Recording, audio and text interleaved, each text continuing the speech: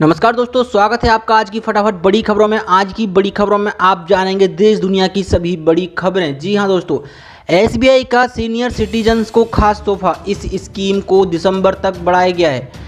State bank of India ने वैसे तो एफडी रेट्स में कटौती की है, लेकिन देश के इस सबसे बड़े सरकारी बैंक ने सीनियर सिटीजन्स को खास तोहफा प्रदान किया है। एसबीआई ने सीनियर सिटीजन की खास एफडी जमा योजना एसबीआई बी केयर डिपॉजिट को अब साल के अंत तक बढ़ा दिया है। एसबीआई बी केयर डिपॉजिट में सीनियर सिटीजन्स को एफडी की ब्याज दर पर आम लोगों की तुलना में 0.50% के अधिक फायदे के अलावा 0.30% का अतिरिक्त फ़ायदा मिलता है। सीनियर सिटीजन्स इस स्कीम का फ़ायदा केवल 5 साल या उससे अधिक की अवधि वाले एफडी पर ही ले सकते हैं। इस स्कीम में सीनियर सिटीजन्स को आम लोगों की तुलना में 0.80% ज़्यादा ब्याज मिलता है। एसबीआई ने मई में इस स्कीम की घोषणा करते हुए कहा है कि इसका लाभ 30 सितंबर तक उठाया जा सकता है। अब बैंक ने इसकी डेडलाइन को बढ़ाते हुए इसे 31 दिसंबर तक कर दिया है। एसबीआई वैसे भी सीनियर सिटीजन्स को सभी तरह की एफडी पर आम लोगों की तुलना में 0.50% ब्याज ज़्यादा ही देता है, लेकिन इस स्कीम में 5 साल या उससे ज़्यादा अवधि की एफडी पर 0.80% का फ़ायदा होगा। एसबीआई की ब्याज दर में हुए संशोधन के बाद 5 साल से ज़्यादा की एफडी पर आम लोगों के लिए ब्याज दर 5.40% कर दी गई है। यदि कोई सीनियर सिटीजन्स 5 साल या उससे अधिक की अवधि के लिए एफडी करवाएगा तो उसे अब 6.20% की दर से ब्याज मिलेगा। एसबीआई ने 2 करोड़ रुपए से कम की 1 साल से लेकर 2 साल से कम अवधि वाली एफडी पर ब्याज दरों में कटौती की है। यह कटौती 0.20% की हुई है। यह नई दर 10 सितंबर से प्रभावी हो गई है। अब एसबीआई में 2 करोड़ से कम की 1 साल से लेकर 2 साल से कम अवधि वाली एफडी पर सालाना ब्याज दर 4.90% हो गई है। यह पहले 5.10% थी। साथ ही बढ़ते हैं आज की एक और बड़ी खबर की ओर। यूपी में अब 5 वर्ष की संविदा से शुरू होगी सरकारी नौकरी। अखिलेश प्रियंका ने दी चेतावनी। उत्तर प्रदेश की योगी सरकार एक बार फिर अपने फैसले से विवादों में आ गए हैं। दरअसल सरकार ने समूह ख और समूह ग की भर्ती में बड़ा बदलाव करने पर विचार कर रही है। सरकार समूह ख और समूह ग के तहत चयनित अभ्यर्थियों की नियुक्ति शुरुआती 5 वर्षों तक संविदा के आधार पर रखेगी। इस दौरान उन्हें नियमित सरकारी सेवकों को मिलने वाले अनुमन सेवा संबंधी लाभ नहीं मिलेंगे। 5 साल के बाद संविदा सेवा के दौरान जो छटनी से बच जाएंगे उन्हें ही मौलिक नियुक्ति दी जाएगी। खबरों के मुताबिक शासन का कार्मिक विभाग इस प्रस्ताव को कैबिनेट के समक्ष विचार के लिए लाने की तैयारी कर रहा है। इस प्रस्ताव पर विभागों से राय मशवरा शुरू कर दिया गया है। वर्तमान में सरकार अलग अलग भर्ती प्रक्रिया से रिक्त पदों पर लोगों को चयन के बाद संबंधित संवर्ग को सेवा नियमावली के अनुसार 1 या 2 वर्ष के प्रोबेशन पर नियुक्ति देती है। इस दौरान कर्मियों को नियमित कर्मी की तरह वेतन व अन्य लाभ दिए जाते हैं। इस दौरान वह वरिष्ठ अफसरों की निगरानी में कार्य करेंगे। नियमित होने पर वह नियमानुसार अपनी जिम्मेदारी का निर्वहन करते रहेंगे। पर प्रस्तावित 5 वर्ष की संविदा भर्ती और इसके बाद मौलिक नियुक्ति की कार्यवाही से समूह ख व ग की पूरी भर्ती प्रक्रिया ही बदल जाएगी। नई व्यवस्था में तय फॉर्मूले पर इनकी छमाही मूल्यांकन होगा। इसमें प्रतिशत 60 अंक से कम पाने वाले सेवा से बाहर होते रहेंगे। जो 5 वर्ष की सेवा तय शर्तों के साथ पूरी कर सकेंगे उन्हें मौलिक नियुक्ति दी जाएगी। प्रस्तावित नियमावली सरकार के समस्त सरकारी विभागों के समूह ख व समूह ग के पदों पर लागू होगी। यह सेवा काल में मृत सरकारी सेवकों के आश्रितों की भर्ती नियमावली 1974 पर भी लागू होगी। इसके दायरे से केवल प्रादेशिक प्रशासनिक सेवा, कार्यकारी एवं न्यायिक शाखा तथा प्रादेशिक पुलिस सेवा के पद ही बाहर होंगे। वहीं समाजवादी पार्टी के राष्ट्रीय अध्यक्ष अखिलेश यादव ने इस प्रस्ताव को युवा विरोधी करार दिया है। उन्होंने सरकार 2022 में सबक सिखाने की चेतावनी दी है। अखिलेश यादव ने कहा है कि भाजपा केवल अपने राजनीतिक विस्तार और सत्ता पर अधिकार को ही विकास मानती है। यही कारण है कि प्रदेश में विकास कार्य अवरुद्ध हैं और युवाओं के प्रति तो उसका रवैया शुरू से ही संवेदनशून्य रहा है। बयान जारी कर उन्होंने आरोप लगाया है कि भाजपा की गलत नीतियों के चलते प्रदेश पिछड़ता ही जा रहा है। परेशान हाल नौजवान आत्महत्या कर रहे हैं। समूह ख व ग की भर्ती प्रक्रिया में बदलाव किया जा रहा है, जिससे सरकारी नौकरियों में भी ठेका प्रथा लागू हो जाएगी। कांग्रेस महासचिव उत्तर प्रदेश प्रभारी प्रियंका वाड्रा ने भी दो टूक कहा है कि युवाओं का आत्मसम्मान नहीं छीनने देंगे। प्रियंका ने कहा है कि युवा नौकरी की मांग करते हैं और यूपी सरकार भर्तियों को 5 साल के लिए संविदा पर रखने का प्रस्ताव ला देती है।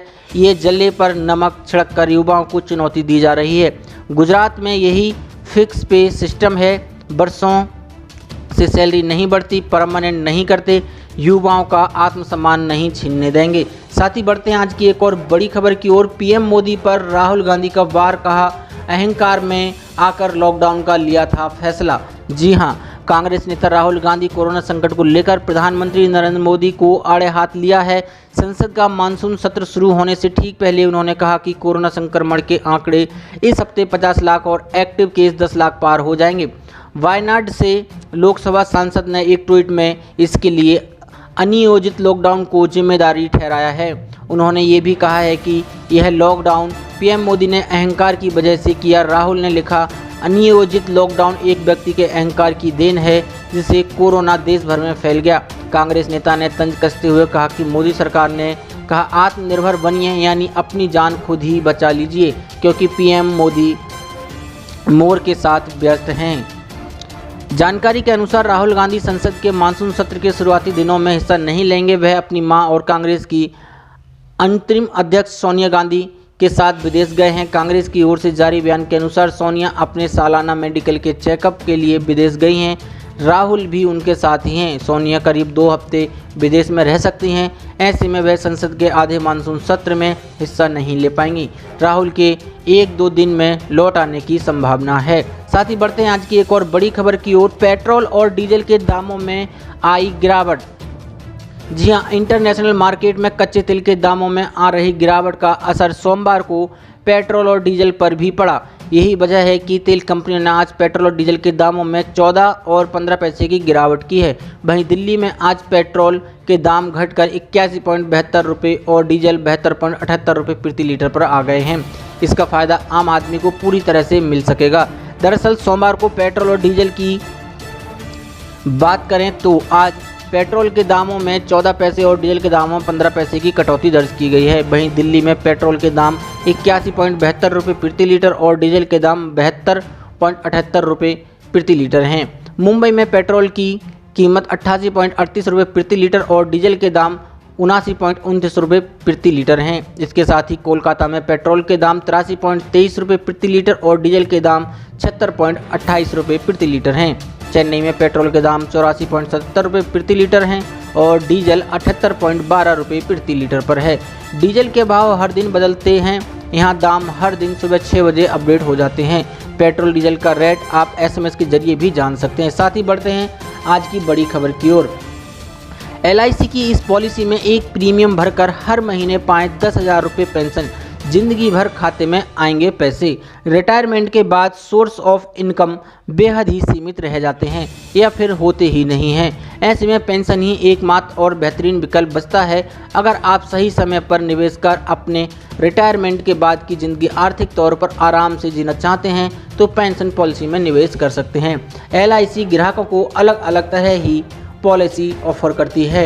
LIC एक सरकार द्वारा संचालित कंपनी है, लिहाजा लोगों का इस पर भरोसा है। LIC में निवेश करना अन्य कंपनियों की बीमा पॉलिसी में निवेश करने से ज़्यादा सुरक्षित माना जाता है।